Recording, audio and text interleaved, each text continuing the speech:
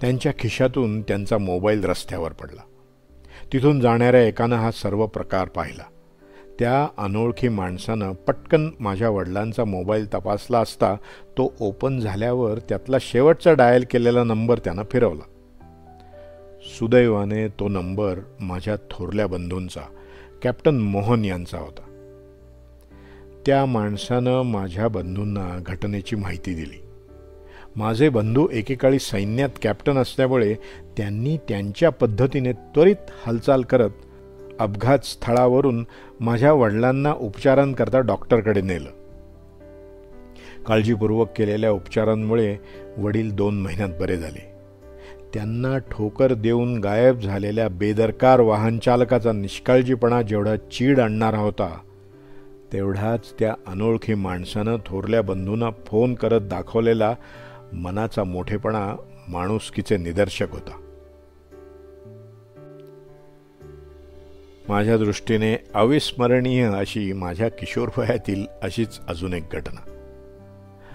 78च्या वेळची साधारण.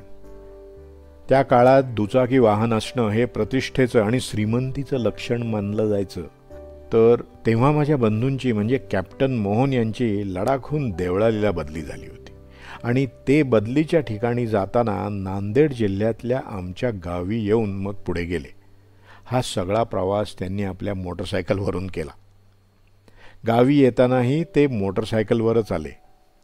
गावात माझ्या काही सवंगड्यांच्या घरच्या माझ्या वयाच्या मुलांनासुद्धा मी जेव्हा मोटरसायकलवरून गावात रुबाबात पाहताना बघायचो तेव्हा मला खूप असूया वाटत असे. पण दादा आल्यावर चित्रच पालटलं. आता दादाकडेही मोटरसायकल आली, त्यामुळे आमची पण प्रतिष्ठा वाढली. त्यामुळे कसं कोणास ठाऊक ती मोटरसायकल चालवायची मलाही सुरसुरी आली आणि मी त्यासाठी दादाचा पिच्छाच पुरवला. आणि जेव्हा मला दादा चल बस पुढे चालवायला असं म्हणाला तेव्हा मला आश्चर्याचा धक्काच बसला. एवढी नवी कोरी करकरीत दुचाकी असं कोण सहज लहान मुलाच्या ताब्यात देईल का? पण दादाचा स्वभाव नेहमीच होऊन जाऊ दे असा आहे. दादाला मागे बसवून मी मोटरसायकल चालू केली खरी, पण माझ्या अतिउत्साहामुळे मला ॲक्सिलरेटर, क्लच आणि ब्रेक यांचा ताळमेळ जमला नाही.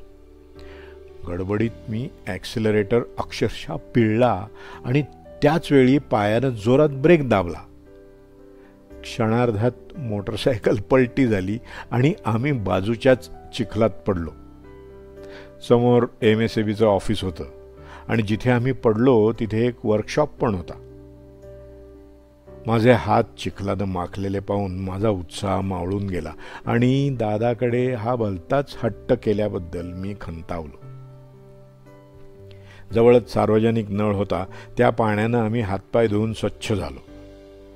आता दादा शिक्षा करणार असं वाटल्यामुळे मी त्याची क्षमा मागितली. पण माझा दादा निवांत होता.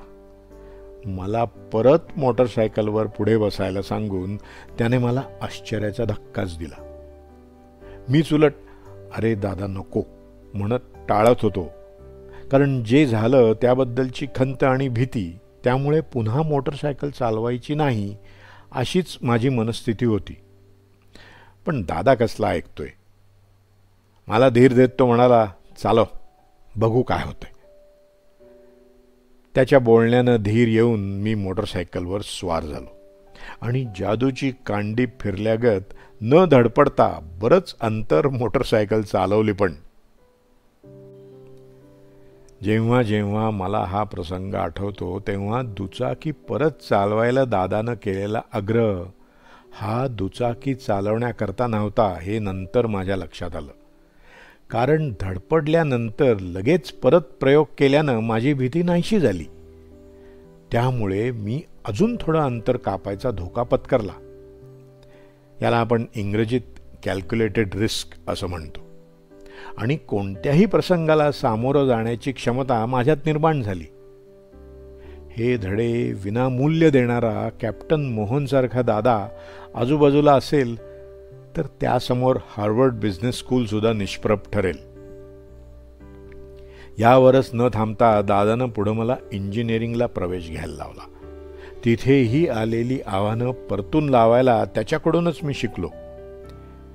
त्यानंतर काही वर्षांपूर्वी त्यानं त्याच पूर्वीच्या बिनधास्तपणे माझ्या मुलांना 4 चाकी गाडी चालवायला शिकवली.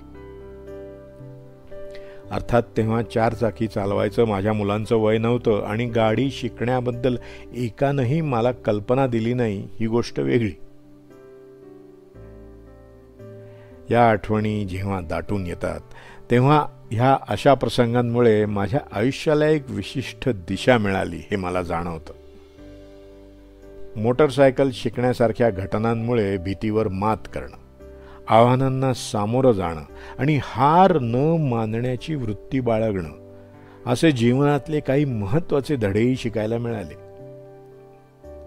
रिस्क टेकिंग कॅपॅसिटी डेव्हलप करणं, पडून उठणं आणि परत चालणं, पर्सिव्हिअरन्स ठेवणं, रेझिलियन्स डेव्हलप करणं अशा अनेक गोष्टी त्या प्रसंगातनं शिकायला मिळाल्या. आणि म्हणूनच मला कधी व्यवस्थापनाचे औपचारिक शिक्षण घ्यायची गरजच भासली नाही. दादानं दिलेली ही बहुमोल शिकवण मी माझ्या आयुष्यात काही अंशी प्रत्यक्षात उतरवू शकलो, यासाठी मी त्याचा नेहमीच ऋणी राहीन.